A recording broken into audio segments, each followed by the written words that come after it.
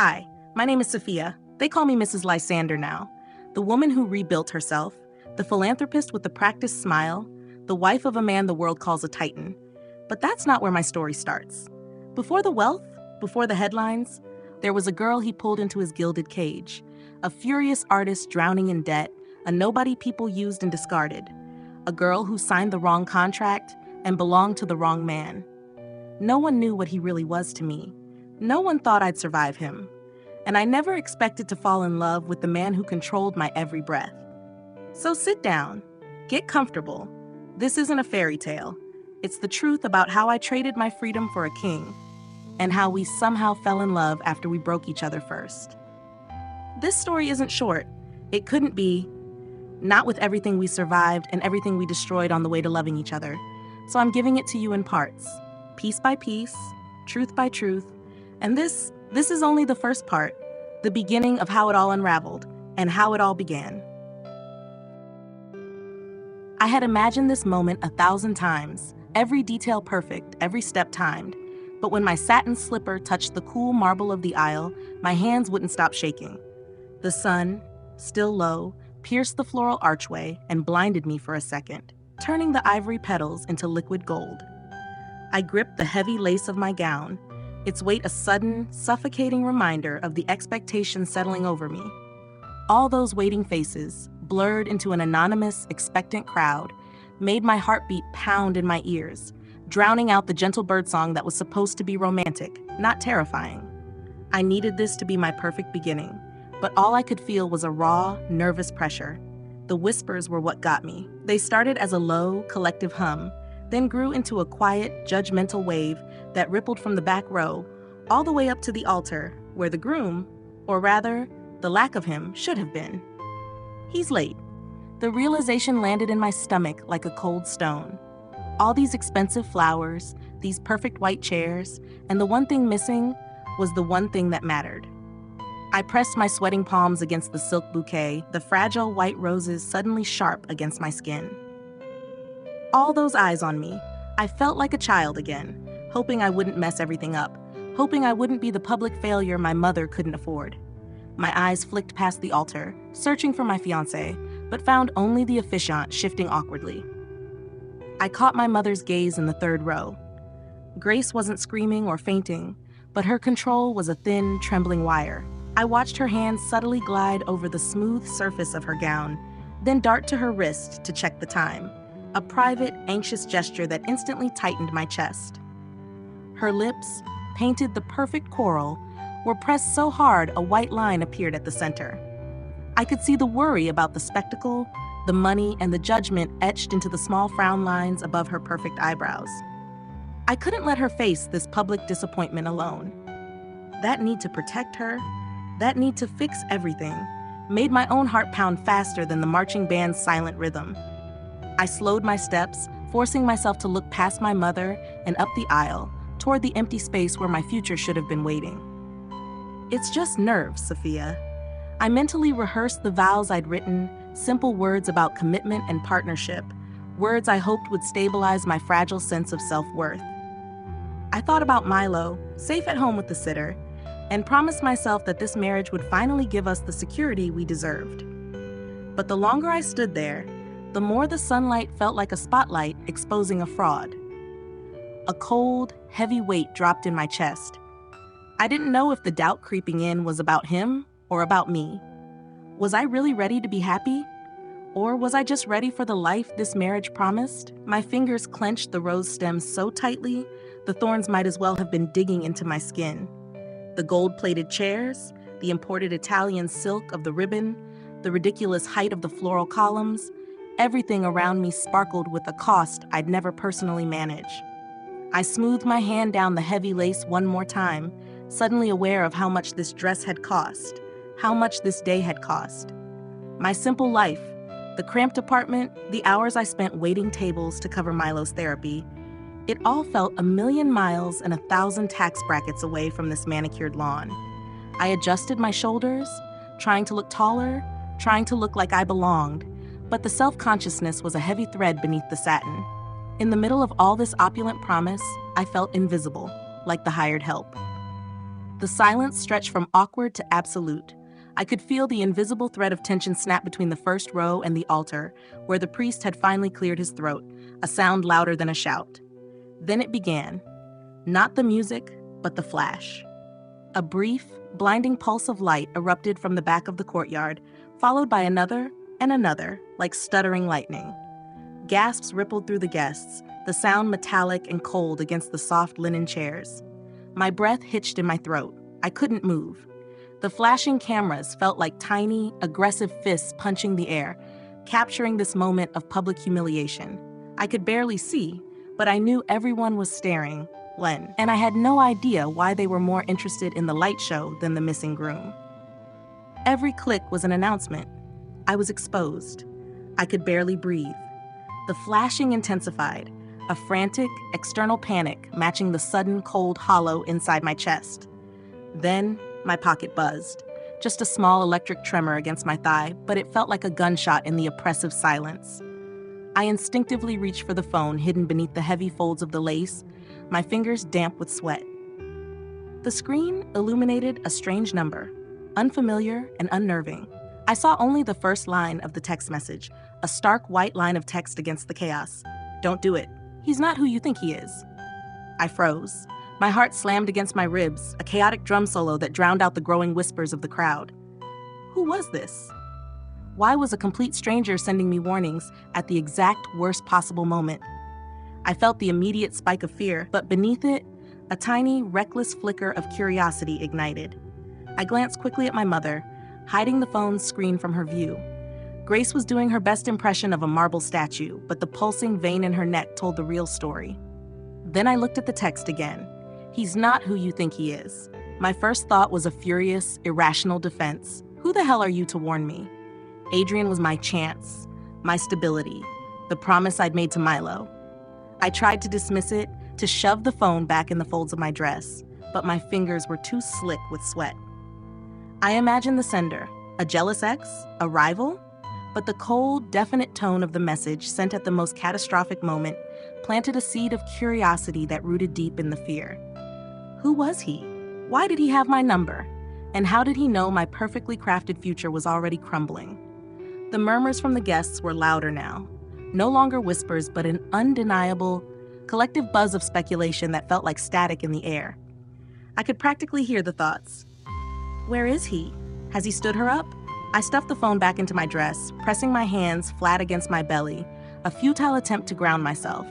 The wedding ring on my finger, a generous diamond Adrian had given me, suddenly felt heavy, a mocking weight of commitment in an empty space. My mother leaned forward, her voice low and tight, meant only for me.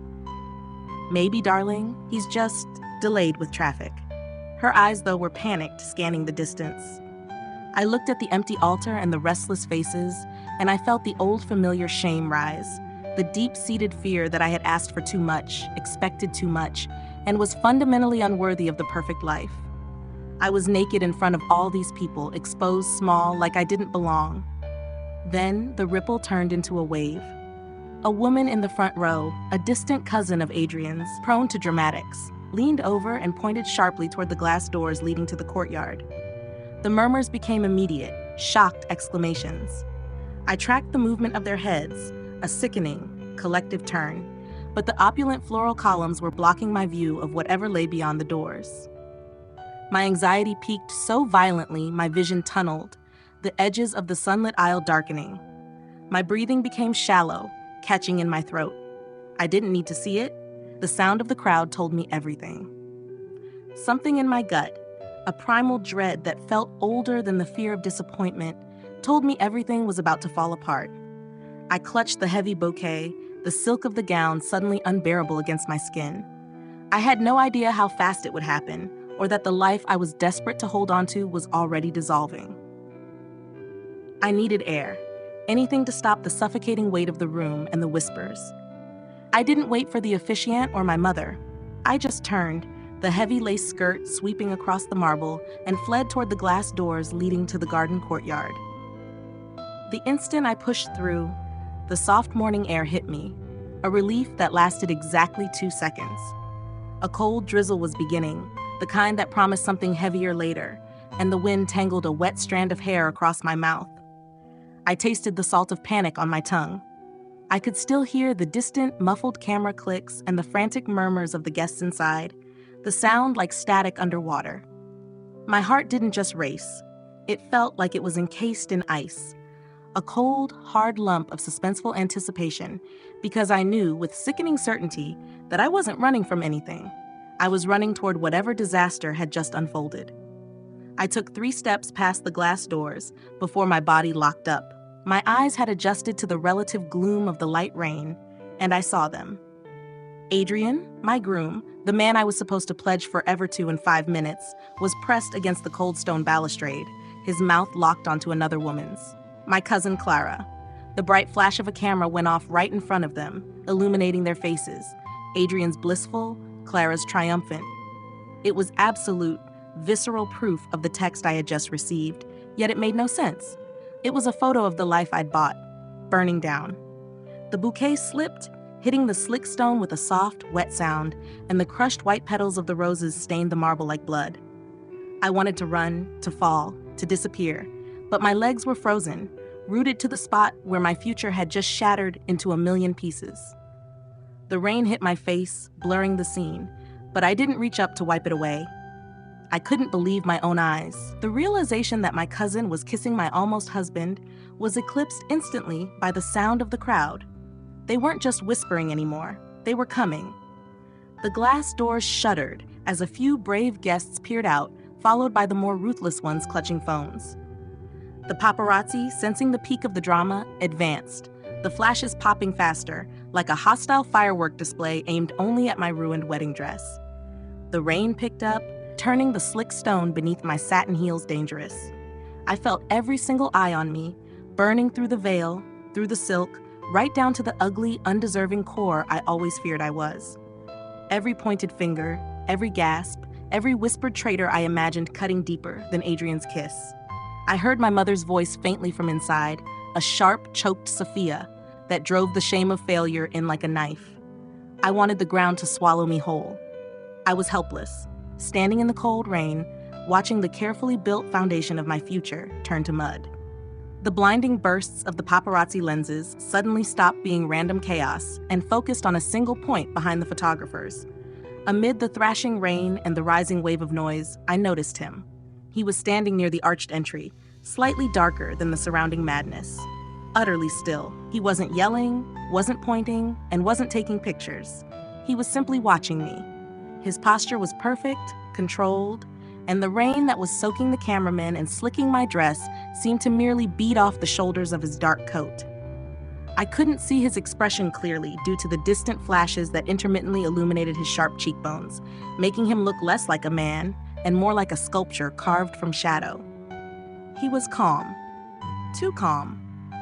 His presence was an immediate, unnatural anchor in the storm of humiliation, and though I felt an instinctive, cold dread toward this silent, observing stranger, the curiosity about the person who had sent the warning text pulled me tight, magnetic, and terrifying.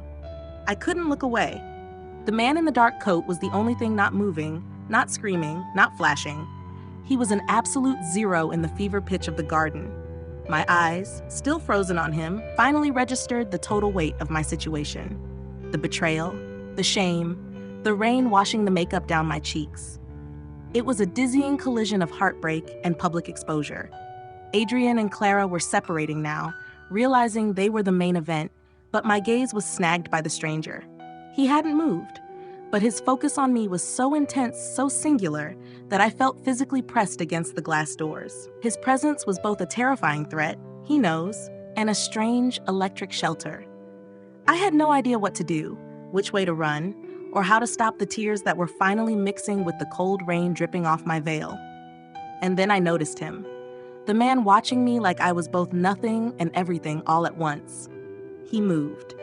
It wasn't a quick, aggressive step, but a slow, utterly deliberate approach, cutting through the chaos of reporters and the rising wind. The rain had intensified, soaking my veil to my shoulders, making the marble courtyard slippery, but Lysander walked as if the ground were perfectly dry. He stopped a respectful distance away, just far enough that I could feel the cold radiating from his wet coat, close enough to feel the electric surge of his attention. I was drowning in humiliation, but when he spoke, his voice was low, cutting through the drumming rain like a wire pulled taut. It was a statement, not a question, and it was directed only at me. "Walk away, I'll handle everything." I froze, the betrayal of Adrian and Clara suddenly dull compared to the shock of his intrusion. His words were so simple, yet they shook me more than my groom's infidelity ever had. My lungs seized up. Who the hell was he to command me? The man who had texted me the warning, the one watching me like a predator, now offering a shield? Suspicion coiled in my gut, hot and sickening, warring with a tiny, traitorous spark of relief. Handle everything. What did that even mean? I looked into his eyes, dark and unreadable beneath the wet fringe of his hair, trying to find the lie. All I saw was dangerous certainty. My breath, which I hadn't realized I was holding, escaped in a sharp, wet gasp. Every instinct I owned, the ones trained by years of fending for myself, protecting Milo and chasing stability, shrieked at me to run from this man. He was unknown, he was too imposing, and he was too calm in the face of my spectacular ruin. I instinctively pressed my back against the cold, wet glass of the doors, trying to put distance between us. My lips parted, but no sound came out. Instead, my focus locked onto the tension around his mouth, the only part of his perfect stillness that betrayed intensity. He wasn't looking at the paparazzi. He wasn't looking at Adrian and Clara, who were now sheepishly trying to separate. He was looking only at the shattered bride. "Who are you?" I wanted to scream, but the word felt impossibly fragile. Every warning sign was flashing red, yet his steady, dark gaze felt like the only solid thing left in the storm. I wanted to move, to run, but my feet wouldn't obey. I couldn't stop looking at him. Handle everything? The words were a choked whisper, dragged out of a throat tight with rain and terror. He didn't flinch at the sound. He just kept his eyes on mine, his silence more demanding than any shout. The wind suddenly gusted, plastering the damp, heavy lace of my gown to my legs and whipping strands of wet hair across my face. I raised one hand, shaky and cold, not to wipe the water away, but to subtly press my wedding ring finger to my thumb. It was a nervous tick, a reference to the empty space where the ring should be, and the pain of Adrian's betrayal resurfaced. I took a single, slippery step back on the wet stone. Don't need a savior. Don't need a man. My brain, usually sharp in crisis, was screaming for me to establish distance, yet my body felt anchored by his presence. Who was he to assume command over my disaster? Yet who was I to refuse the only offer of protection in the middle of a media frenzy? The push-pull made my heart hammer against my ribs, damp and frantic. The phone, still clutched in my damp hand, vibrated sharply. The sound was tiny, swallowed by the downpour and the distant roar of the crowd, but it felt like a thunderclap right next to my ear. I pulled my gaze from Lysander's face, terrified to break the connection, but forced to look at the screen. The light of the display was harsh against the gloom, showing one new, cryptic message. It wasn't the number that had warned me about Adrian, but a different, unregistered line. The words glowed in the dim, rain-streaked light. "You're not safe, and neither is your family." A raw, primitive fear spiked through me, instantly eclipsing the sting of betrayal. Adrian was a disappointment. This was a threat. My brother Milo, my mother. The stakes didn't just rise, they went vertical, threatening the only things in the world I truly needed to protect. I looked up, frantic, straight back at the dark intensity of Lysander's face. Did he know about this too? Was he the one warning me now, or was he part of the danger? The courtyard, beautiful minutes ago, suddenly felt like a cage. My gaze snapped back to Lysander. I held the glowing phone, the rainwater making my fingers slippery against the metal. The text message had shifted everything. My broken heart was now secondary to the terror for my family. My chest was tight, not with grief, but with a pure, adrenaline-fueled need for action. He hadn't moved. He was still watching me with that unnerving intensity, and I could feel the question pulsing between us. "Do you know about this?" He was too close to this information, too controlled in this chaos. I saw the muscles tighten slightly around his jaw, a tiny tremor in his composure that made him look less like a statue and more like a coiled spring. I hated the feeling of needing anyone, especially this silent, judgmental stranger. Yet my instincts, honed by years of surviving on the edges of our social class, screamed that he was the only possible shield. I looked at the distant, retreating figures of Adrian and Clara, then back at Lysander, my mind a churning vortex of fear, suspicion, and a strange, overwhelming sense of being seen for the first time. I didn't know him, but the man who commanded the chaos with his silence was the only person who made me feel like I might survive this. I was still locked in Lysander's dark, unwavering stare, my heart drumming a frantic, wet rhythm against my ribs when I saw it. The marble courtyard was slick with rain, reflecting the intermittent paparazzi flashes like fractured mirror shards. And in one of those bright, stuttering moments, a silhouette broke the line of the distant hedge. It wasn't one of the reporters, who were loud and sloppy. This figure was still, almost too still, partially concealed by a column, dressed in black that drank the light. They were watching. Specifically, they were watching me. It was the same cold, specific focus I felt from Lysander, only this presence felt purely hostile. The rain drumming on the wet stones suddenly sounded like heavy, deliberate footsteps closing in. A sharp, icy shiver, not from the cold, ran down my spine, pulling my shoulder blades together. I clutched the phone tighter, the screen still illuminated with the words, "You're not safe." And the realization hit me. This wasn't paranoia. Someone was really out there, waiting. And my greatest fear wasn't being humiliated on camera, but that the threat had followed me here. The cold, metallic weight of my phone felt suddenly useless. I stared at the shadowy figure again, confirming the unnatural stillness, and my hands started to tremble, transferring the slick rainwater from the phone to my wedding gloves. I lifted the phone, not to look at the threatening words again, but to flash the screen at Lysander, a silent, desperate question. He didn't blink. He just shifted his weight, a subtle movement that made the expensive wool of his coat pull tight across his shoulders, and his voice dropped even lower, becoming a gravelly rasp that cut through the hiss of the rain. "They're not here for the photographs, Sophia." He used my name, which felt like a cold, intimate violation. My heart seized, lodging itself high in my throat. He knew. He didn't just know about the threat, he knew it was active. My vision blurred. Was it rain, tears, or panic? I struggled to pull a clean breath into my wet lungs, every rational part of my mind screaming at me to break free. But the shadowy figure by the hedge suddenly moved again, a quick, calculated shift, and the fear for Milo paralyzed me completely. I was a target. My carefully constructed life, the stability I'd fought for, was being dismantled piece by painful piece. He hadn't moved a muscle except for the slight tightening of his jaw, yet his calm presence suddenly felt oppressive, closing the distance the rain couldn't.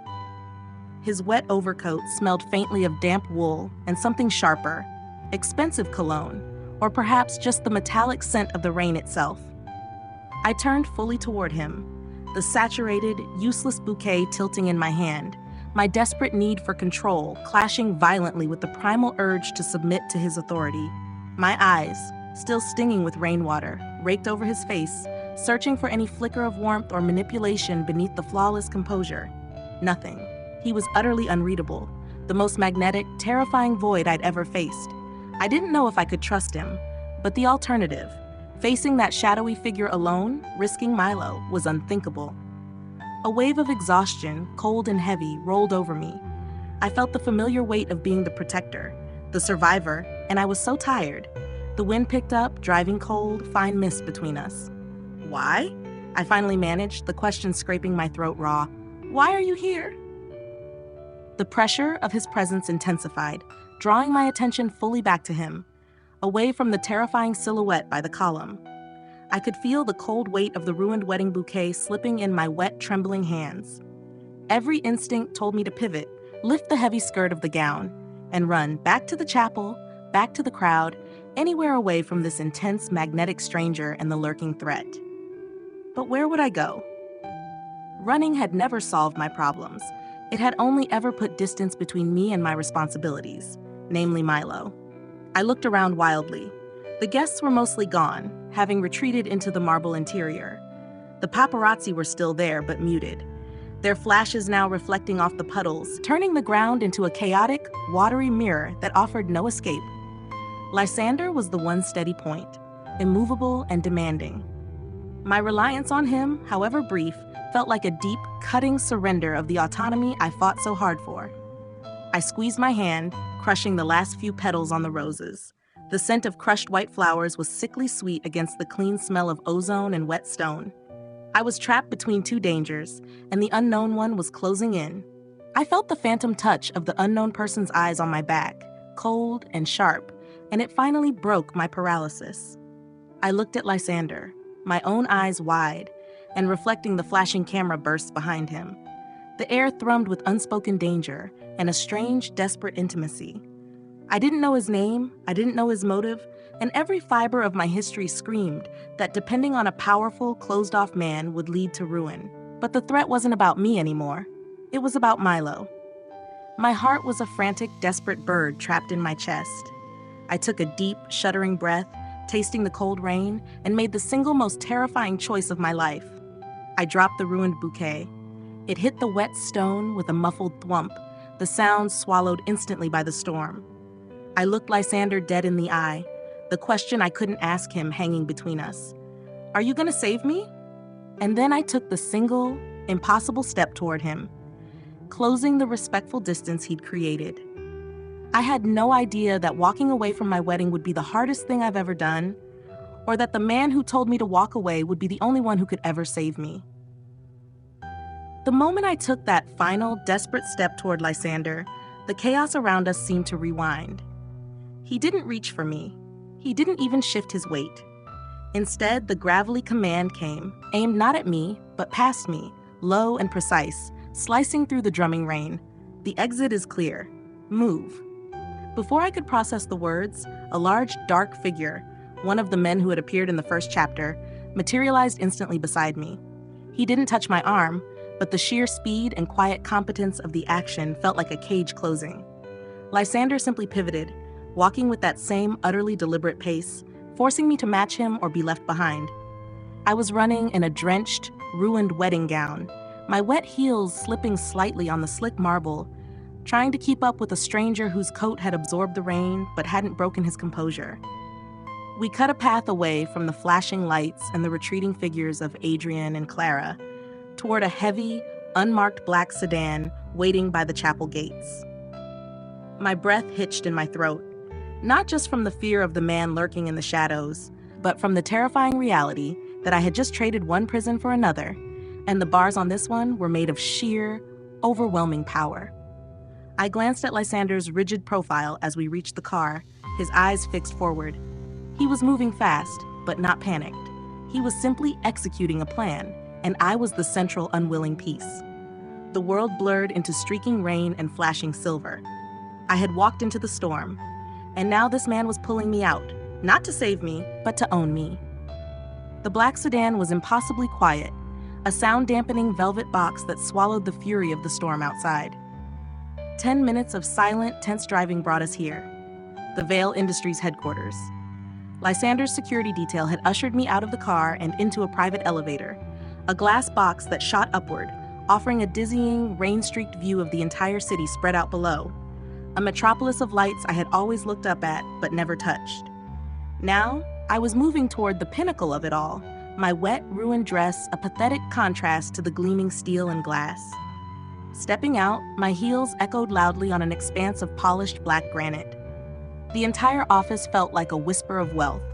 Dark mahogany, cold chrome, and a silence so profound it felt hostile. Lysander's office was enormous, spanning the corner of the floor, framed by panoramic windows where the rain was tapping a relentless beat. He stood by the window, hands in his pockets, watching the storm, looking less like a billionaire and more like an apex predator in his element. The air in the room was cold, polished, and unwelcoming, and I realized with a shudder, I had never been in a place like this, and I already knew I didn't belong. My heart was still racing, a frantic pulse against the overwhelming stillness of his world. I felt a familiar, hot burn rising in my throat, the kind that came right before I sacrificed something vital. My hands, still clammy from the courtyard rain, clenched into fists inside the soggy lace of the gloves. I hated that I had no choice, that every decision in my life for the last 7 years had been dictated by necessity. But the thought of Milo, alone and vulnerable, always burned away the option of defiance. Still, I couldn't simply cave. My voice, though low, was steady. "A fiancé?" I asked, the word tasting like rust and disbelief. "This isn't just about my safety. You're using me. For what?" Lysander didn't move from the window. His answer was clipped, emotionless, hitting the vast space of the office and rebounding back to me, sterile and sharp. "The public visibility is protection. The position is a requirement of the agreement. You will be compensated for your complete compliance, which includes Milo's long-term care." He finally turned, his eyes flat, dark, and utterly focused on my face. "Your autonomy is not up for discussion. Your brother's future is." That single statement, the casual, brutal way he used Milo to pin me down, ignited the frustration and anger I'd been suppressing since the wedding started. I wanted to scream, to smash the contract off the glass desk. Instead, I took a shallow breath, holding the air until my lungs ached, and focused only on the tremoring in my fingers, forcing myself to stand still. I hated this. I hated being powerless, but I hated the alternative more. The air felt too thin to breathe. I hated him for knowing exactly which pressure point to hit. Milo was my only leverage, and he was using him as a chain. I walked to the imposing desk, the heavy, wet silk of the gown clinging to my legs, and picked up the solid silver pen he had provided. It felt impossibly cold and heavy in my hand, a symbol of the weight of the decision. My gaze flicked back to the crisp, white page of the contract, the lines blurring slightly where the moisture from my trembling fingers had dampened the edge. It was the longest, hardest contract I'd ever seen, requiring total subservience in exchange for Milo's stability. My life was being traded for his. The thunder outside rumbled, deep and visceral, a low echo of the war inside me, the desperate need for security, fighting the fear of being controlled again. I took one last, long look at Lysander. He hadn't moved, his posture perfect, waiting. There was a faint reflection of his dark suit and composed face in the polished desktop, and when I saw my own reflection beside him, wet, fragile, exhausted, it felt less like a choice and more like a fall. I dragged the pen across the dotted line, the scratch of the tip loud in the vast, quiet office. A sudden flood of guilty relief washed through me, instantly curdled by the resentment of the signature. I was safe, but I was owned. And the way Lysander finally allowed his eyes to drop from my face to the newly signed paper made my chest tighten, not just with fear, but with a strange, dark curiosity about the man who now held my leash. The silence of the Vale mansion felt less like calm and more like compression. The contract had been signed hours ago, but the pressure was only increasing. The office was gone, replaced by a world of white marble and dark, high-gloss wood, minimalist, elegant, and utterly without warmth. My feet, now clad in simple black leather flats provided by his staff, made a soft, rubbery sound on the polished floor, a sound that felt unforgivably loud in the ambient quiet. The vast corridor I was walking down, guided only by a low, insistent light strip set in the wall, smelled faintly of leather and ozone. I was here now, officially Lysander's assistant and fake fiancé, surrounded by rules and gilded silence. Every employee I passed, from the housekeeper to the passing security detail, offered a quick, deferential glance, and then looked away, too quickly. Their eyes felt like sandpaper, scraping across the surface of my new, compromised status.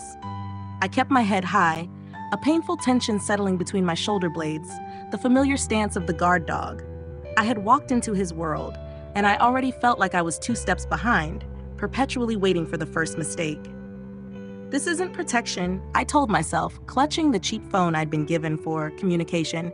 This is surveillance. This is a cage with a view. My first official task was being introduced to the house manager, who was instructing me on the logistics of Lysander's schedule. A schedule so rigid, it felt less like a plan and more like a mathematical equation. I reached out to steady a delicate black lacquer box sitting on a narrow console table as I tried to follow the complex instructions. The second my fingers brushed the polished surface, Lysander's voice cut in, low and immediate, coming from across the wide entrance hall where he was speaking with security.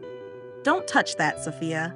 He didn't shout, yet the simple command resonated like a gong in the silent marble space. I snatched my hand back as if the box were hot, my whole body tightening with the sudden, quiet exposure. The house manager didn't blink, didn't register the correction, but the message was clear. There were rules I didn't know, and Lysander was always watching. My cheeks flushed, a sting of humiliation mixing with a fierce, bristly frustration. Control freak. I nodded stiffly to the house manager, forcing my compliance, but internally I was already cataloging the incident. Every correction felt like a quiet reminder that I didn't belong, that my history made me suspect, and I hated the way my stomach dropped at the sound of his voice. But even through the resentment, I couldn't stop noticing the sharp, predatory focus in his dark gaze, and the sudden, charged awareness it created in my chest. The incident with the forbidden lacquer box had left a scorch mark on the atmosphere, making the next few hours feel like a high-wire act. We were moving through the narrow, glass and steel corridor, connecting the mansion's residential wing to a small, private office suite. My job, ostensibly, was to shadow him, familiarizing myself with his workflow, which meant Lysander was always close, too close. I carried a stack of heavy files, and he was walking just ahead, forcing me to quicken my steps. We were cornered near a digital display screen, and as he turned suddenly to tap the screen, his shoulder briefly brushed the outside of my arm. It was a minuscule, accidental contact, barely a friction, but a bolt of dry, intense heat shot up the length of my body, making my fingers spasm. The files almost slipped. I gripped the papers tighter, the rough edges of the documents digging into my palm, hoping the faint rustle covered the sudden, loud hammering in my chest. Lysander didn't flinch. His expression remained utterly neutral, focused on the numbers glowing on the screen, but he had to know. The air between us had thickened into something suffocating, charged with unspoken authority and a dangerous kind of awareness. Every time our skin touched, even accidentally, it was like my body remembered something primal I didn't understand yet, that this man was beautiful, powerful, and utterly terrifying. I was attempting to input data into Lysander's tablet, a small, highly specialized device with an interface I barely understood, when the phone they'd given me buzzed, a low, insistent vibration against the dark wood of the desk. I flinched, the sound startlingly loud in the dead silence of the office suite. It was the designated nurse update on Milo. My fingers, slick with nervous sweat, fumbled the phone open.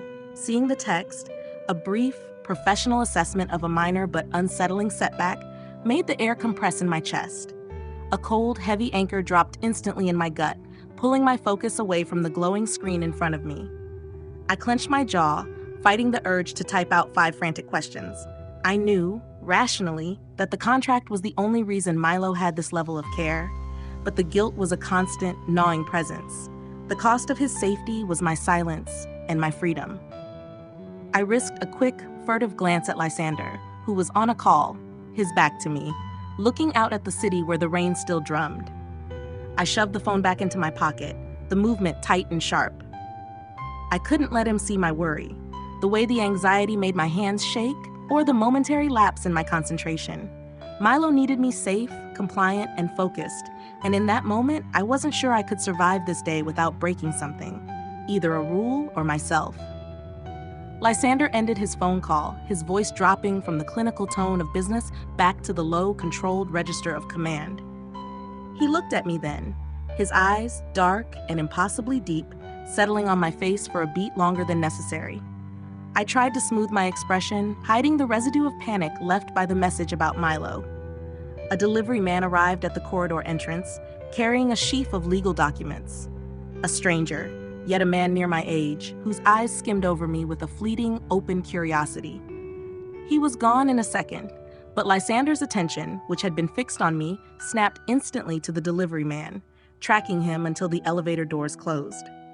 The shift was subtle, a mere tightening around his mouth, a fractional dip of his head, but it hit me like a physical blow. He didn't just enforce the rules of the contract, he enforced possession.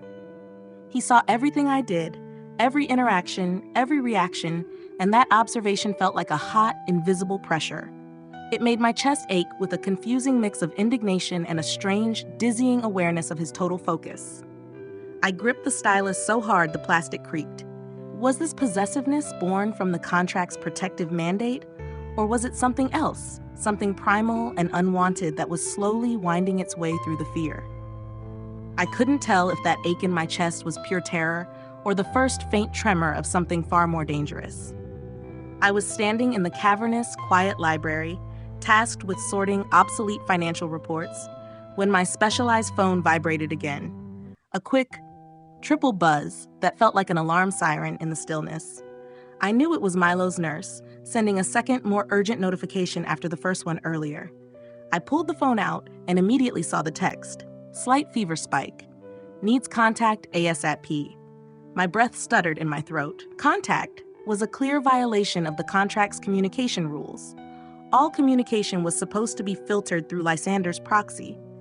But the word fever ripped through the sterile silence of the mansion like glass. I imagined Milo's small, vulnerable body, the unfamiliar surroundings, the terror of being alone. Every instinct screamed to obey the written rules, the rules that guaranteed his safety and my compliance. But Milo's voice in my mind was suddenly louder than any contract. My fingers hovered over the screen. It would take 1 second, one small, deliberate act of defiance to type "I'm here." Be brave. I didn't look up, didn't check the perimeter, because the fear of disappointing Milo, of letting him down when he needed me, eclipsed the fear of Lysander's reprisal. The rain outside began to slap hard against the massive library windows, a chaotic percussion mirroring the sudden, frantic beat in my own chest. My thumb hit the screen, opening the keyboard. I didn't pause to think about the penalty clause, the fear of the contract already eclipsed by the burning need to soothe Milo. I typed the simple message quickly, my hands shaking so badly the autocorrect struggled to keep up. I love you. I'm thinking of you. I'll see you soon. It was such a small act of connection, a thread of life thrown across a chasm, and yet the adrenaline that shot through my veins made my chest feel like it might actually explode. The whole world narrowed to the white light of the screen, the humid smell of old paper and dust in the library, and the terrifying knowledge that I had just signed my death warrant. I shoved the phone back into my pocket, the metal casing burning against my hip.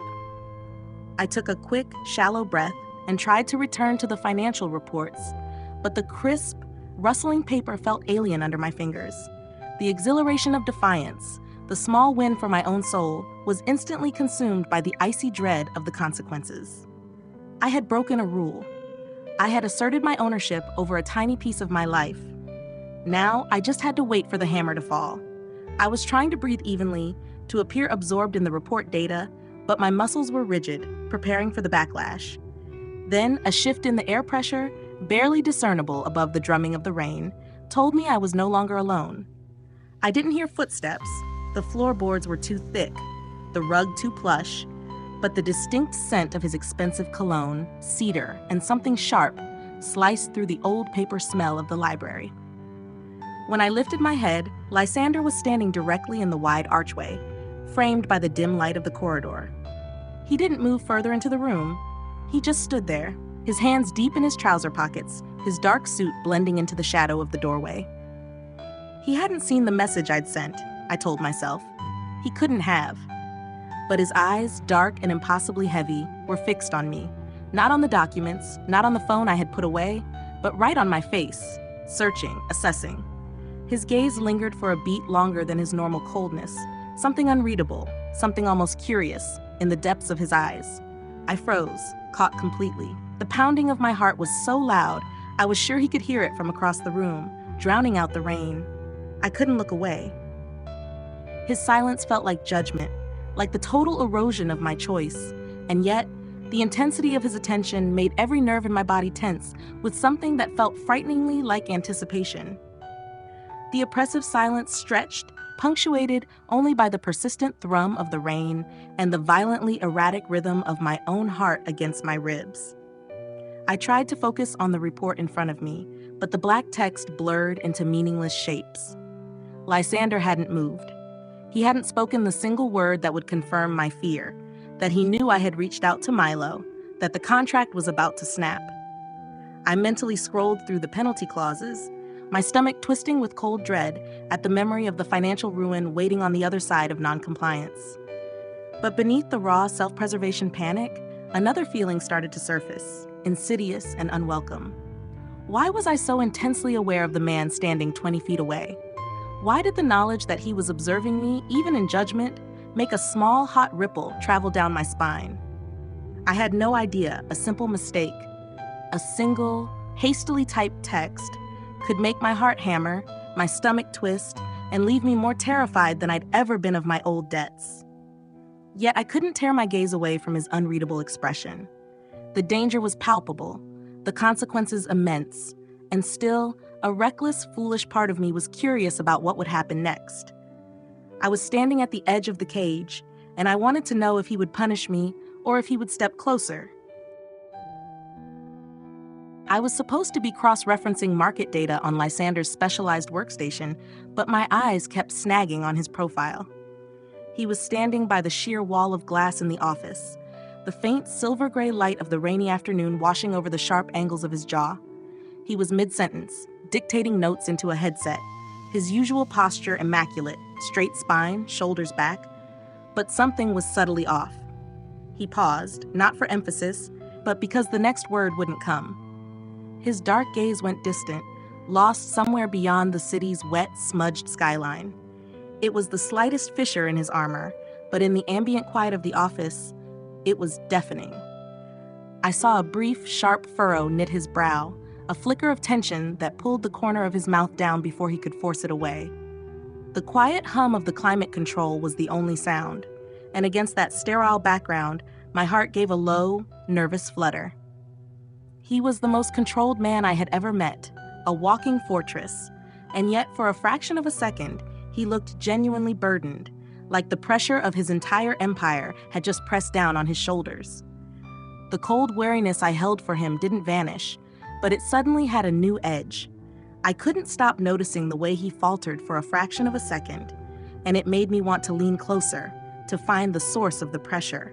He suddenly pulled the headset away from his mouth mid-word, pressing the call end button with a sharp, faint click that seemed too loud in the quiet room. He walked away from the window, turning his back to me as he paced the 20 feet of the study's polished oak floor.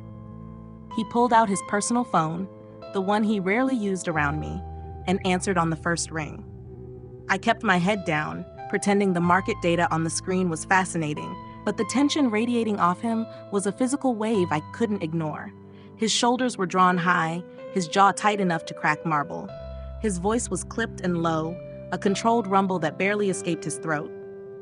I said I'd handle it. No further action until I confirm. The words were brief, possessive, and utterly final, but they were directed at some unseen, unknown crisis. I saw his free hand come up and rub the side of his temple, a gesture of sheer stress that spoke volumes about the weight he carried. The rain outside intensified, a sudden sheet of water against the glass, and a soft, distant rumble of thunder underscored his anxiety. I gripped the corner of my chair, my knuckles white, the photo of Milo suddenly feeling like the only anchor I had. This wasn't about the contract I had signed. This was about something raw and dangerously private. Every time I thought I caught a glimpse of who he was, he pulled back, leaving me both terrified and drawn in. I watched him pace, his silhouette cutting against the dim light, the short, clipped sentences he was speaking creating a vacuum of tension. My instinct, the one that had kept me alive and safe in a world designed to crush people like me, screamed for me to focus on the numbers on my screen, to disappear into obedience. But the sight of that rare, raw stress radiating off him, the subtle way his shoulders kept tightening as if bracing for a blow, was too compelling. He hung up, the phone disappearing into his pocket, and finally turned toward me. He didn't meet my eyes immediately. Instead, his gaze swept the room, checking the closed door, the secure windows, the polished surfaces. When his eyes finally landed on mine, they were dark, assessing, but the coldness was layered over something fragile. I wanted to ask what was wrong, what it was that he was handling, but the contract was a ghost in the room, threatening to materialize if I strayed from my role. My fingers, resting on the keyboard, tightened into a small, involuntary fist. I realized I wasn't just curious about the secret crisis. I was worried about what it meant for us, for Milo. His empire was my security, his control my cage, but if his foundation cracked, everything, Milo's safety, my future, would fall. My heart wasn't racing with fear of punishment anymore. It was humming with the low thrum of intrigue, mixed with an unwelcome sense of connection. I didn't want to care about his private burdens.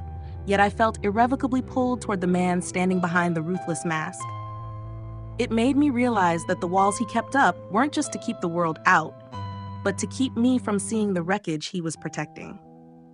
I sat there, pinned by his gaze, and by my own reckless desire to understand why he looked so utterly alone.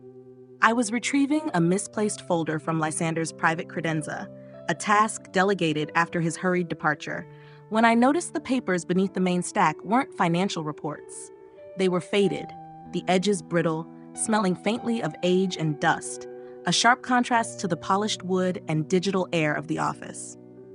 I didn't mean to look, but the top sheet had a handwritten name scrawled across the letterhead, Val Family Trust.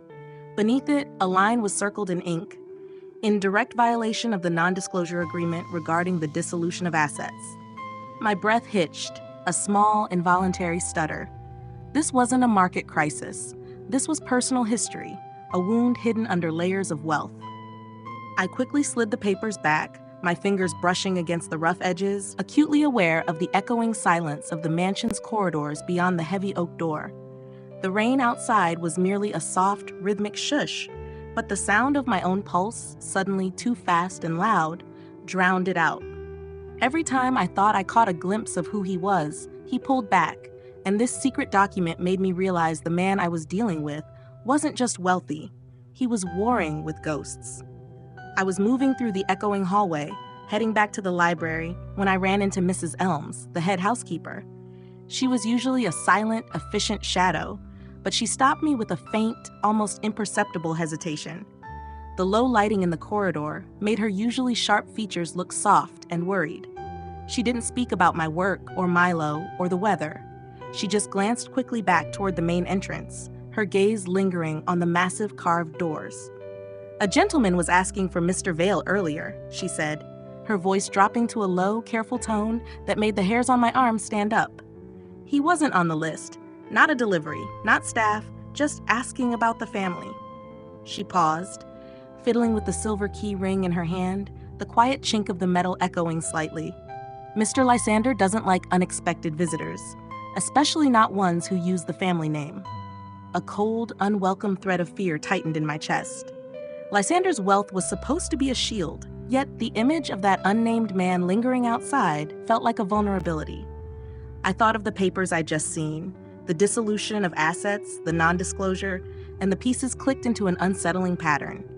It wasn't just old family drama, it was current danger.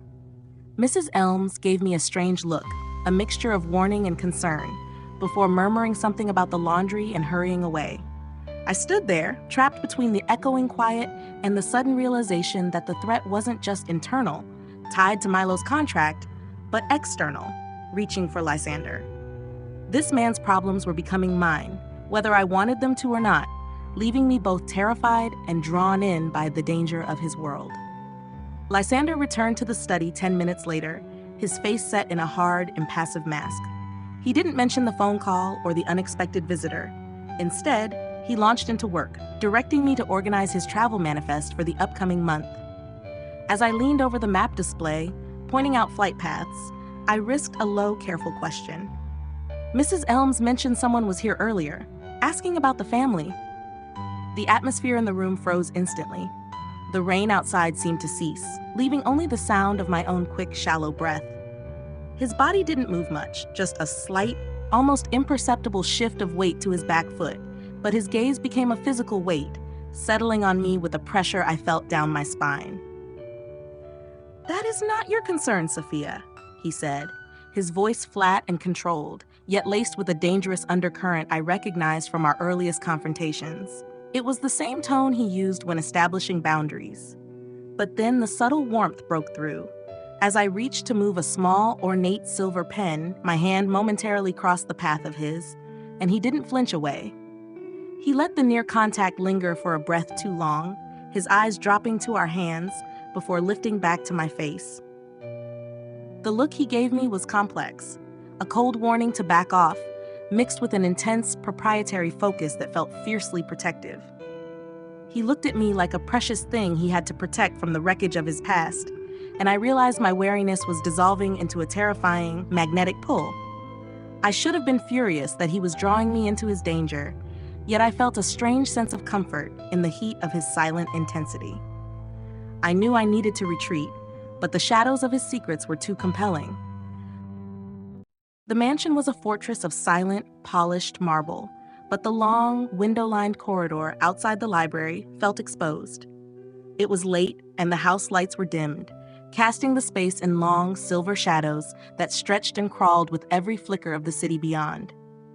I was walking quickly, trying to dismiss the knot of unease the housekeeper had left me with, when I passed a section of the wall that was entirely rain-streaked glass. I didn't stop, but the movement was peripheral, caught in the extreme edge of my vision. There, just outside the window, something moved. It wasn't a branch or the reflection of a car light. It was a shape too solid, too low to the ground to be natural. A brief black smudge near the low boundary wall, just where the estate gave way to the deep, impenetrable line of trees.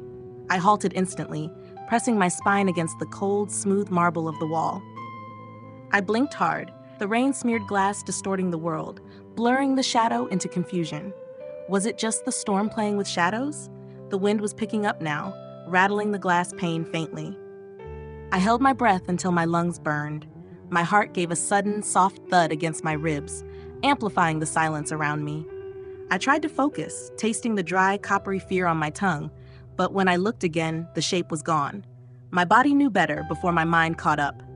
It was gone, but the cold draft in the hallway felt colder now, a solid line of tension drawn between the safety of the interior and the danger lurking in the wet blackness outside. My phone, clutched in my pocket, gave a sudden, jarring vibration. It wasn't my regular ringtone, just a harsh, persistent buzz against my thigh.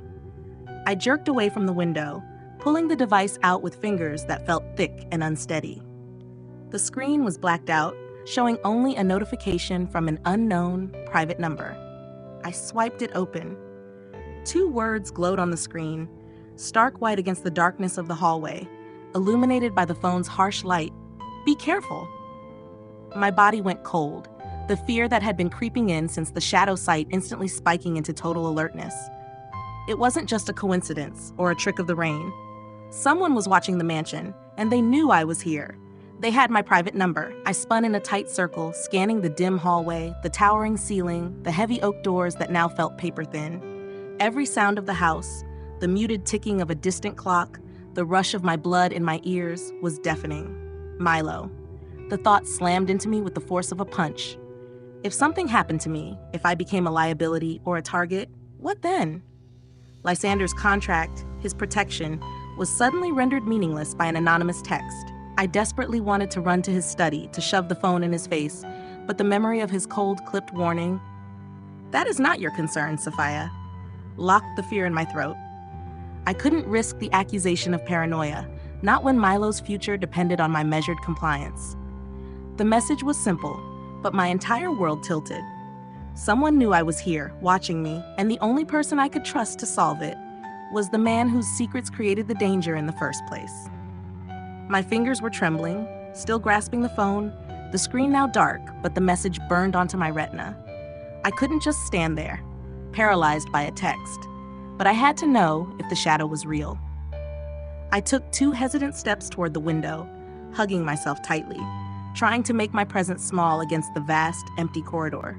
My breath came out in short, silent puffs. I pressed my face close to the cold, wet glass, peering past the blurred streaks of rain. The wind had intensified, rattling the heavy window frame, and the trees at the perimeter were thrashing. And then I saw it again. Not a smudge this time, but a definite silhouette. Closer than before, maybe 50 feet out, partially obscured by a stand of ornamental bushes. The figure shifted, subtly, and for a terrifying split second, I believed I saw the dark shape of a head turn, facing the window, facing me. A choked sound, half gasp, half sob, tore from my throat. I stumbled backward, the movement clumsy and loud in the perfect silence of the house. A low, rolling rumble of distant thunder punctuated my terror, shaking the window panes just enough to make the dim hallway lights flicker. This wasn't a warning, it was surveillance. This wasn't Lysander's old family history. It was present, immediate danger, breathing down my neck. My focus whipped away from the window, and my eyes instinctively searched the darkness. not for an exit, but for his presence. I was terrified, but what was worse was the instinctive, helpless knowledge that the only person who could stand between me and the shadow was the cold, complicated man whose secrets had drawn the danger here in the first place. Just as my knees felt ready to give out, I heard the faint, precise sound of shoe leather on marble rounding the corner behind me. Lysander stepped into the hallway, his posture immaculate as always, but his attention wasn't on the house. It was immediately on me. His gaze swept over my wide eyes, and the phone still clutched in my shaking hand, and his calm facade cracked. The shift was immediate and terrifying. His mouth flattened into a thin line, and his dark eyes went sharp, focused entirely on the danger he instantly perceived. He closed the distance between us in 2 quick, silent strides. "What happened?" His voice was low, cutting through the low howl of the wind outside. He didn't ask if I saw something, only what. I held out the phone, unable to articulate the shadowy figure and the anonymous text. He took the device, his fingers warm against my cold, clammy palm for a fleeting second, and read the screen. His jaw tightened, the muscle twitching visibly under his skin. He didn't question it, didn't dismiss it as paranoia. He simply dropped the phone back into my pocket, his hand lingering for another charged second against my hip. He didn't look at me again. His whole body angled toward the window I just retreated from, placing his immense, solid frame between me and the storm-swept glass. I shouldn't have felt safer when he stepped closer, blocking the view, but I did. Even with danger clawing at the windows, all I could think was how steady his presence felt. The cold air in the hallway suddenly felt warmer against his expensive cologne and the heat radiating off him. Fear was a bitter taste, but the realization that I instinctively trusted his capacity for violence felt like a reckless, unstoppable flame. Lysander moved to the window, his presence swallowing the light and casting me into deeper shadow behind him. He pressed his palms flat against the cold glass, peering out into the wind and the lashing rain exactly where I had seen the figure. He stood there for a long moment, absolutely still, the tension coiling his shoulders tighter and tighter until they looked like granite. The shadowy figure was gone now, the perimeter indistinguishable from the tossing tree branches, but Lysander didn't move. He finally pulled back, turning slightly. He didn't look at me, but toward the floor, jaw still clenched, his breathing shallow and rapid, betraying the practiced calm of the billionaire mask. I saw the fear now, raw and fleeting, before he sealed it away. His fingers went to the edge of his immaculate jacket, gripping the silk lapel, a gesture of contained fury. "They're not supposed to know you're here," he whispered, the sound scraping against the quiet air, nearly lost under a sudden peal of thunder that shook the glass. His eyes finally met mine, and there was no cold warning this time, only a grim, certain acknowledgement. They found us. The phrase hung between us. Us. It wasn't about him anymore. It was about us. I felt a wave of icy dread wash over me, quickly followed by a strange, fierce heat. He hadn't just admitted to the danger, he had bound us together in it. I realized I wasn't just living in his mansion under his contract. I had stepped fully into his shadows, and the stakes for Milo, for myself, for this fragile, dangerous thing growing between us, had just become impossibly high. The shock of Lysander's confession, "They found us," made the corridor feel suffocating. I needed air, needed to break the bubble of dread he had just wrapped us in, but the thought of leaving his side, even for a second, was paralyzing. I took an involuntary step back, my hand blindly searching my pocket for the cold reassurance of Milo's photo, but the movement only brought me closer to the expanse of rain-slicked glass. I ignored every rational instinct, the pounding urgency in my chest, the fresh memory of the dark shape, and pulled my hand from my pocket, kneading the solid, bracing cold of the stormy air. I wrenched open a heavy glass door leading onto a small, covered stone patio outside the hallway. The wind hit me first, a violent, soaking shock that whipped my hair across my mouth and instantly plastered my silk shirt to my skin. The rain was heavy, dense, and cold. I stood just inside the threshold, taking one deep, shuddering breath of the ozone-charged air, trying to clean the fear out of my lungs. The ground beneath the portico was wet stone, reflecting the dim house lights like fractured gold. I could hear the immediate, overwhelming roar of the storm now, the thunder rumbling not distantly, but directly over the mansion. I shouldn't have stepped out there. Every instinct in my body screamed that something was still wrong, that the line between safety and exposure was paper thin, but I ignored it for one stupid, desperate second of rebellion. I hadn't taken more than 2 breaths of the sharp, cold air when the shadows shifted again, this time with a clear, terrifying purpose.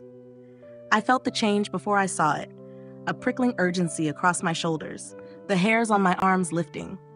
The sound was the first warning, a muted, heavy slap of footsteps on the wet stone, too close, too quick to be anything but human.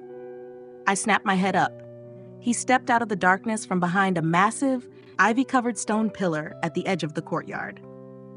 He was a perfect silhouette, tall and bulky in a dark coat, his face completely obscured by a low hood pulled tight against the downpour. He didn't hesitate, didn't sneak. He simply strode forward, quickly, silently, placing himself directly between me and the open door back into the hallway. I froze, adrenaline flooding my veins so fast it made my vision tunnel, turning the world into a tight, black ring with only him in the center. He raised one hand, gloved and dark, and it wasn't reaching for me, not yet, but was extended as if in challenge or demand.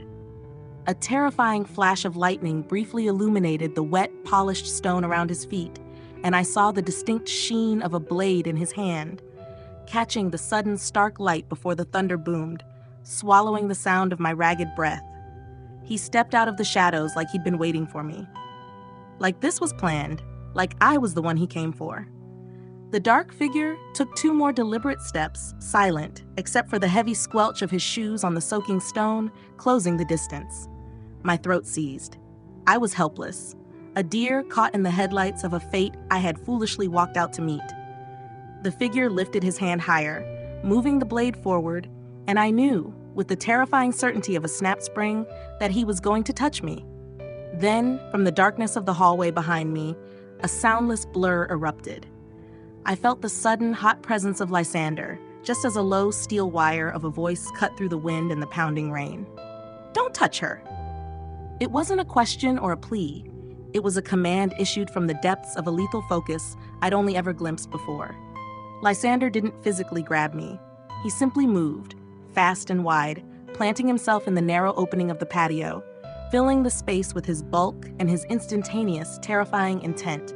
He didn't carry a weapon, but the shift in his stance, broad shoulders squared, weight forward, hands hanging loose but ready, was the most dangerous thing in the courtyard.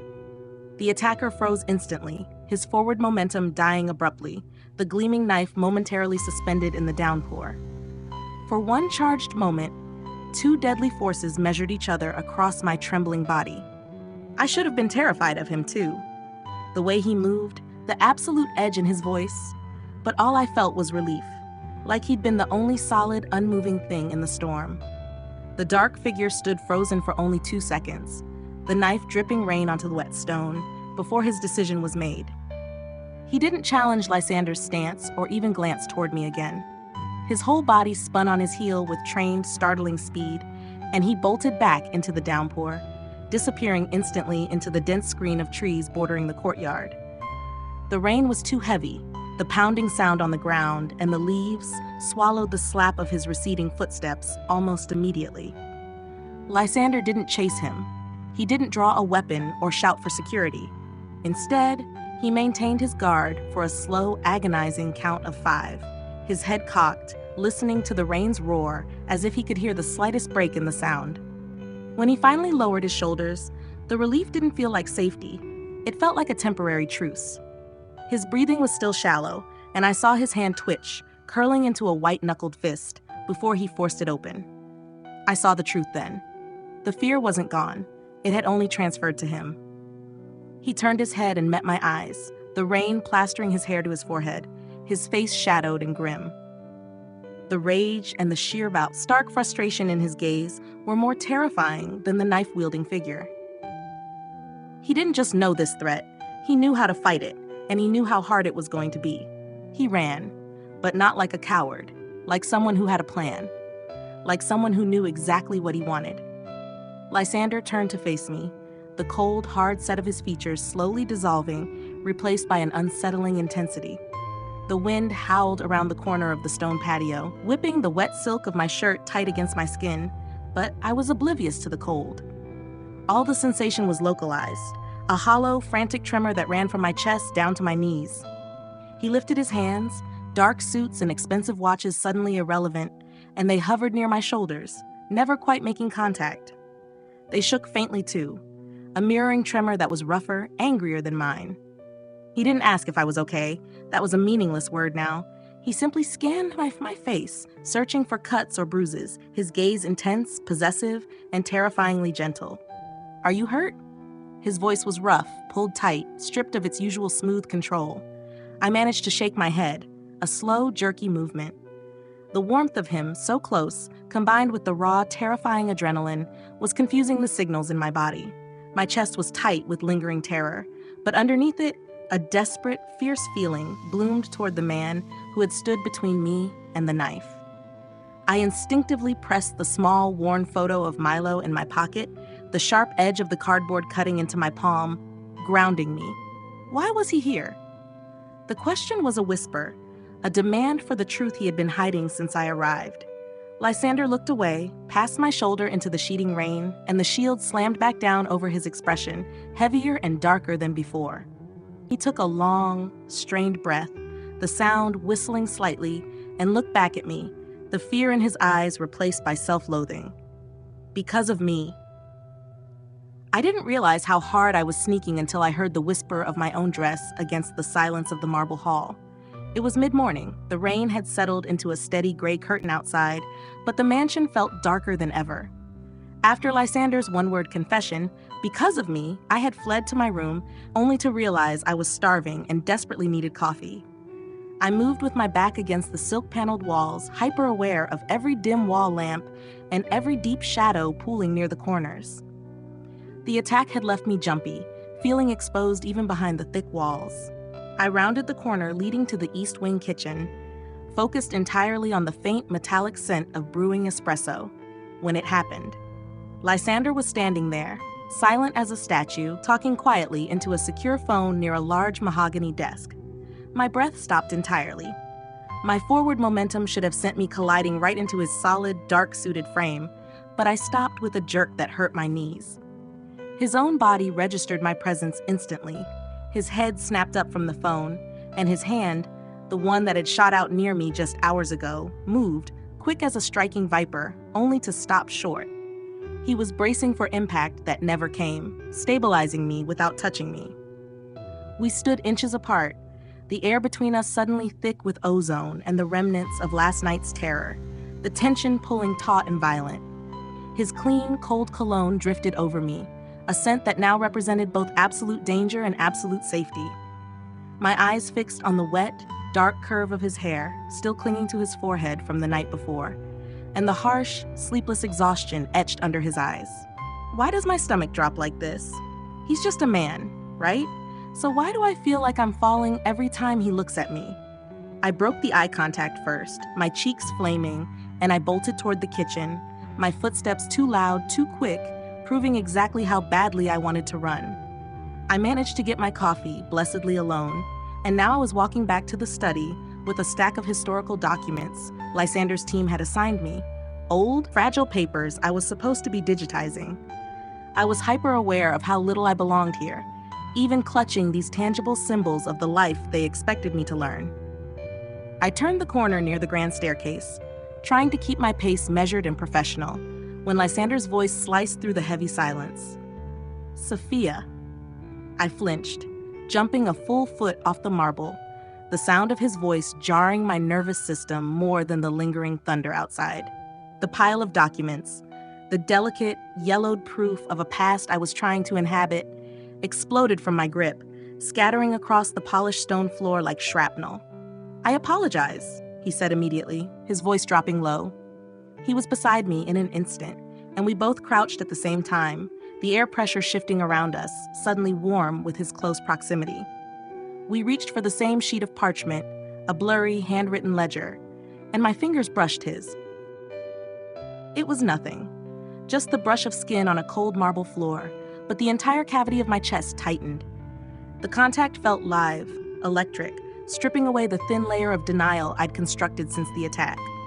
I pulled my hand back as if I'd touched fire, clutching my wrist. I saw his face then, illuminated by the soft light of a nearby hall lamp, and for half a second, the hard mask he usually wore fractured. His eyes were wide, unguarded, and deeply soft, a look that said, "I hate that I scared you." I gathered the papers with desperate speed, shoving them into an uneven pile. It was just a touch, a brush of skin, but it felt like my entire chest tightened. Why can't he just be normal? I kept my gaze fixed on the marble. "I'm fine, just clumsy. I need to get these to the scanner." I muttered the excuse, half rising, and before he could speak, I fled the scene again, the rustle of the old paper in my arms sounding like a frantic, noisy retreat. I sat on the edge of the large guest bed, the pile of old, scattered documents finally settled on the bedside table. My skin still prickled where his hand had grazed mine. The silence of the room was heavy, broken only by the persistent, soft tap-tap of the rain against the window pane. I didn't want to need anyone, especially not the man whose past was now actively trying to harm me. A faint, soft knock came at the door. Not the sharp, demanding sound of security or staff, but something hesitant. "Sophia?" Lysander's voice, low and guarded, came through the thick wood. "Are you all right?" I stared at the door, clutching my hands together so tightly my fingernails dug crescents into my palms. I wanted to say yes, perfectly fine, but the lie felt too flimsy. "I'm working," I called back, keeping my tone deliberately flat and busy, trying to push him away with sound alone. The door hinges whispered as he opened it anyway. He didn't come in fully, stopping halfway, one shoulder propped against the frame, his presence filling the doorway with the familiar, complicated mixture of threat and comfort. The soft lamp glow behind him created a golden outline around his severe silhouette. He didn't move, just watched me. His shoulders were tense, his exhaustion more obvious here in the privacy of the room. He wasn't demanding anything. He was just checking. That silent vulnerability almost broke me. "That wasn't supposed to happen," he said, his voice barely above a rumble. He didn't mean the papers. He meant the knife, the shadow, the threat tied to his name. I wrapped my arms around my waist, tightening the knot of self-preservation. "It's fine. It's over." His jaw flexed, the movement slight but unmistakable, showing the frustration of a man who saw through the lie but was being politely shut out. This would be easier if he were cruel. But he looked at me like he wanted to shoulder the whole world for me, and I couldn't handle that. He held my gaze for 3 heartbeats longer, searching, before he finally broke the moment. He pushed off the frame, pulling the door closed with a quiet, decisive click that sounded like an official termination of the conversation, leaving me utterly alone and strangely colder. I sat on the bed, my arms still crossed where I'd wrapped them instinctively against Lysander's concern. The quiet click of the door a small, sharp sound of defeat. He was gone, and the room was silent again, the atmosphere flat and cold. But the space he'd occupied in the doorway felt strangely charged, the scent of his cologne fading slowly into the ordinary air of the guest room. My breathing was uneven, shallow, and the adrenaline that had been driving me since last night finally began to drain, leaving behind a confusing mixture of relief and deep, aching loneliness. I was safe now. He had gone back to his business, and I could stop bracing myself. I closed my eyes, but the darkness was immediately filled with the image of his eyes, serious, vulnerable, and completely focused on me. I lifted a hand and pressed my fingers against my lips, recalling the sudden, intense heat of his skin against mine when we both reached for the scattered papers. I shouldn't be thinking about that. I should be thinking about Milo, about the knife, about the fact that Lysander had explicitly told me I was in danger because of him. But the danger was what had brought him close. It was the only time he allowed the fortress to crack, and I was drawn to the fracture. Why do we feel so much, and why are we both running from it? I finally let myself fall back onto the excessive fluff of the mattress, curling onto my side. The mansion felt vast and empty and isolating.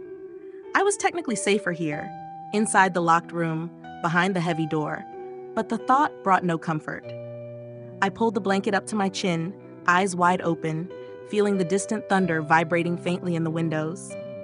I was unsure whether I was safer here, or if safety only existed when he was standing in the doorway, blocking the storm. The coffee felt heavy in my stomach as I finally made it to the junction of the grand staircase. My anxiety dialed up to a level where every shadow looked like the hooded figure from last night. I was trying to slip into the study unnoticed, my usual survival strategy here, when the thick, heavy double doors of the main foyer burst open. It wasn't just an entrance. It was an event. A rush of cold air and an overpowering cloud of expensive gardenia perfume preceded her. She was tall, impossibly sleek in a dove-gray cashmere coat that probably cost more than my entire life savings, and radiating a polished confidence that felt almost physical. The clicking of her stiletto heels on the imported marble was the only sound she needed to announce her arrival. She scanned the foyer, not with curiosity, but with the arrogant boredom of a queen surveying her lands. Her eyes landed on me, standing awkwardly near a Roman bust, and she paused, the movement tiny but lethal. Her perfectly sculpted lips curved into a small, polite smile that didn't reach her glacial eyes. "Oh, are you the help?" she asked, the question delivered with the casual disregard of asking about the weather. I froze, the humiliation immediate and sharp, a punch to the gut that was entirely social, not physical. Before I could process the insult, she moved past me like I was indeed furniture, gliding straight toward Lysander, who had appeared from an adjacent corridor. With a proprietary ease that made my stomach clench, she looped a diamond-heavy arm through his. She looked at me like I was furniture, like I didn't even belong in the room with people like her, or him. I didn't know who she was, but I knew instantly that her arrival changed everything. I forced my jaw to unlock, trying to maintain the fragile, polite mask I wore here, but inside, the feeling of inferiority was already shrinking me, folding me inward. I was now actively jealous of a woman I didn't know, and the raw, hot shame of it burned. "Ivana," Lysander said, his tone perfectly flat, the formality telling me everything I needed to know about his relationship with the cashmere-clad woman. It wasn't friendly, but it wasn't hostile either. It was guarded, the kind of professional courtesy you give a ticking bomb. "Lysander, darling, you look utterly exhausted," she cooed, her voice a polished, silvery sound that contrasted sharply with his low rumble. She steamrolled his attempt at a formal greeting, leaning her entire weight onto his arm, turning him slightly to face her. "Don't tell me you've been working again. You always forget yourself." I felt my fingers tighten around the ceramic mug I was still clutching. She spoke in code, referencing an intimate history I knew nothing about. She kept her fingers draped possessively over his expensive sleeve, and though I could see Lysander's broad shoulders subtly tense, a clear sign of irritation, he didn't immediately shake her off. She kept talking, a mesmerizing stream of socialite gossip and veiled references to events only they had shared. "Remember that disastrous summer in Saint-Tropez? We simply must avoid a repeat of that fiasco, darling." I shouldn't care, but the way she clung to him, the way he let her for a second, it felt like a warning. A warning that he belonged to this world, and I didn't. When Lysander finally extricated his arm, a subtle, firm motion that Ivana immediately ignored, she merely smiled, unperturbed, and tilted her head toward the massive, arched doorways leading to the living room. It's been quite the dramatic arrival. I could simply expire from the stress. "Lysander, sweetheart, you must fetch me some tea. And you," she glanced at me, dismissing me instantly, "you must join us." She didn't wait for either of us to agree, already clicking her heels toward the living area, claiming the space, him, and the conversation with effortless entitlement. No one stopped her. We ended up in the main living room, sitting on pristine antique chairs that felt too delicate for my weight, while a butler served Darjeeling in wafer-thin porcelain. Ivana immediately took center stage, her energy dominating the quiet room. She ignored Lysander's efforts to redirect the conversation toward business, focusing her glittering, sharp attention entirely on me. "Lysander mentioned you're assisting with the archive," she said, taking a sip of tea from a cup rimmed with bright red lipstick. "That's such a simple dress you have on, so cute, a real effort for someone in your line of work." It was a compliment dipped in honeyed acid. I could feel the insult, simple, working its way into my chest, a confirmation that my thrift store wardrobe was screaming imposter. I forced a small, polite sip of tea, trying to keep my hands steady. The heavy scent of her perfume mixed with the tea steam, making my throat feel dry and tight. "Where did you grow up, dear?" she asked, not waiting for an answer to her previous dig. "In the city? Or somewhere less polished?" I managed a clipped, a bit of both, refusing to give her the details of dusty trailers and cramped apartments. "And do you work?" Her tone implied that genuine labor was a quaint, possibly contagious hobby. She turned her attention to Lysander, her eyes sharp. "Is this charity work for you, Lysander? Bringing in a muse? You always did love to rehabilitate strays." I gripped the spoon so tightly my fingers trembled. Lysander stiffened, rubbing the back of his neck with one hand, a gesture that showed his extreme discomfort, but he didn't intervene. He didn't defend me. He stayed quiet, caught between his obligation to Ivana and his silence toward me. She didn't raise her voice. She didn't insult me directly, but every syllable made me feel cheaper, smaller, like she was peeling me apart with a smile. I realized with a sick drop in my stomach that Ivana Sterling wasn't here for a friendly visit. She was here to establish territory, and I was the insignificant threat she planned to eliminate with good manners and high tea. The tea ritual was finally over. Ivana set her empty cup down with a sharp, delicate clink that echoed in the brief lull of silence. Lysander hadn't offered a word of defense, only rubbing the back of his neck and staring at the Aubusson rug, a clear avoidance of the entire toxic encounter. Ivana stood, her posture flawless, the cashmere coat rustling softly as she prepared for her exit. She didn't look at Lysander first. She turned directly to me, leaning in just slightly, her gardenia perfume suddenly overwhelming and suffocatingly sweet. Her eyes, magnified by her closeness, were sharp and unblinking. "It was so nice meeting you," she purred, her voice devoid of any actual warmth. She held the sweet, sickening smile too long and then delivered the final, polished blow. "I can't wait to see how long you last." The hidden meaning wasn't about the job. It wasn't about the tea. It was a promise of eviction. I felt the paranoia spike, a cold knot forming in my stomach. She stepped back and finally looked at Lysander, giving him a long, possessive smile that was intimate and private, a look that broadcast, "I'm not done with him. Not even close." She walked out, the rapid, sharp click-clack of her heels fading down the marble hallway. I sat perfectly still, my shoulders curled slightly inward, trying to absorb the venom she'd left behind. Lysander remained silent, not meeting my eyes, confirming every horrible suspicion. Why is Ivana really here? And what does she want with Lysander? I didn't know the answer, but the certainty settled over me like a shroud. I wasn't just outclassed by this woman. I was now in the middle of a social war I never asked for, fighting for territory I didn't even realize I wanted to claim. The power went out with a crack that felt less like thunder and more like a physical tear in the sky. One moment, the hallway was dim. The next, absolute, crushing darkness. The sheer vastness of the mansion, usually just a symbol of Lysander's wealth, suddenly felt terrifyingly large and silent around me. I had slipped out of my room, unable to shake the lingering paranoia Ivana had left behind, only to be swallowed whole by the pitch black. I froze, hands lifted, heart hammering against my ribs, convinced the darkness held the knife-wielding shadow from before. Then, a concentrated beam of white light cut through the gloom. It held steady, pointing toward the floor first, then rising slowly, deliberately, until it found me. It was Lysander, flashlight steady, his figure, solid and dark, emerging from the end of the hall. He walked toward me slowly, his footsteps muffled by the carpet. "Sophia." His voice was low, carrying effortlessly in the silence, a grounding sound. "Are you all right?" My shoulders were tight, braced for impact, but I forced them to relax. I hated that he saw my fear, hated that I needed his light. "Fine." Just startled. He stopped close enough that I could feel the cold draft that clung to his clothes and catch the faint, familiar scent of his cologne.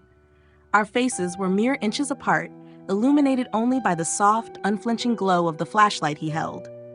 His eyes were dark in the shadows, watchful. I could hear his breath, slow and steady, too loud in the dead quiet. Why did it feel like the storm wasn't outside the mansion, but inside my chest? The air between us was electric, thicker than the silence. The desire to lean toward the light, toward his warmth, was a terrifying, unwelcome urge.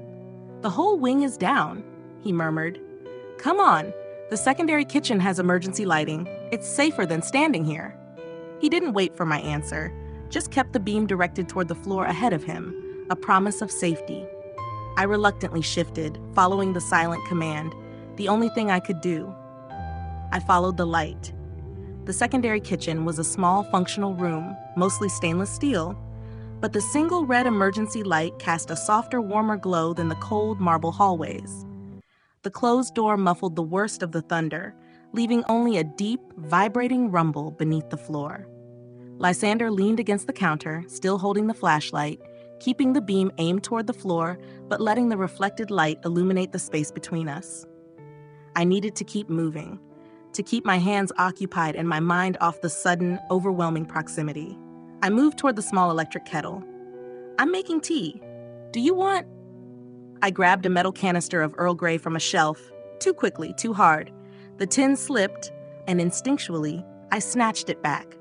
The edge of the lid bit sharply into the base of my index finger. I gasped, a small, involuntary sound of pain and flustered frustration.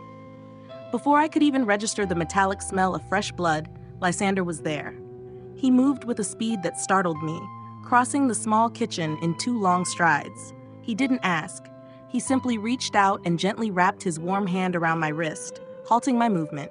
"Stop," he commanded, the voice low, closer now, entirely focused. He turned my hand over, the pad of his thumb brushing against my cold skin as he assessed the small welling cut. His head was bowed, his dark hair falling forward, making him seem both intense and entirely vulnerable. His hands were warm, too warm. And for one terrifying second, I didn't want him to let go. My breath hitched every time his thumb accidentally brushed the skin near the wound. I was perched on a counter stool, and his leg was close enough that I could feel the residual heat through the fabric of his suit. Our knees almost touched.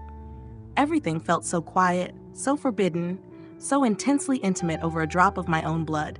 He dabbed the cut with a paper towel. "It's clean, shallow." The metallic tang of the blood was suddenly irrelevant. All I registered was the intense focus in his gaze and the electric weight of his touch. My denial, my need to be safe, self-sufficient, away from him, shattered. The warmth of his hands felt like the only real safety I'd experienced since the attack. I snatched my hand back, pulling it away too fast, the small, sharp loss of contact hurting more than the cut itself. I turned away, gripping my wrist, swallowing the sudden, confusing rush of tenderness. "I'm fine. Thanks." The kettle sputtered out, the small kitchen feeling suddenly too small, too full of the unspoken tension left by his touch. Lysander suggested moving to the library. "It's quieter, more solid." It wasn't quieter. The storm outside had escalated.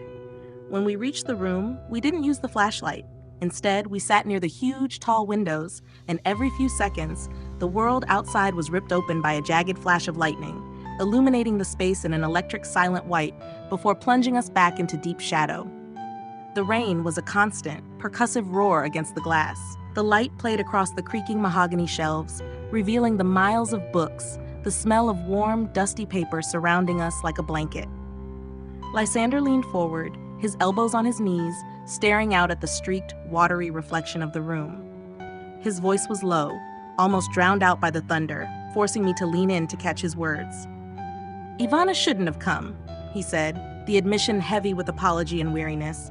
I twisted my fingers in my lap, feeling the slight sting from the cut, a tiny physical anchor to reality. "She made that pretty clear." He shifted, turning his attention inward. His profile, harsh and severe, was softened by the lightning flashes. "She is part of a complicated past, a necessary complication sometimes. But her presence here now is not appropriate." He paused, breathing out slowly. "And I've been distracted lately.